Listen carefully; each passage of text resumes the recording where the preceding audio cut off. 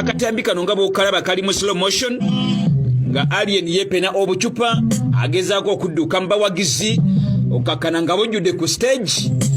Bw'atyo nno ttiimu ye kye yakoze akubadde kuteekawo kakyankalano, obutebe bwamenyeddwa, omusaayi gwayise, bangi bakubiddwa, ebikonde, emiggo.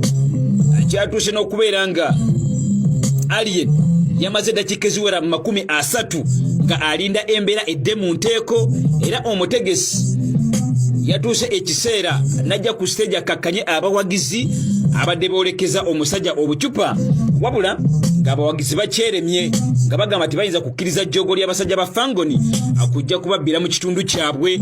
Ate gwe ali ku mutu gwaffe ogwa TikTok, njagala nkulage emboozi eno empanvu nti ogenda gisanga ku YouTube channel yaffe eya Icon Media UG.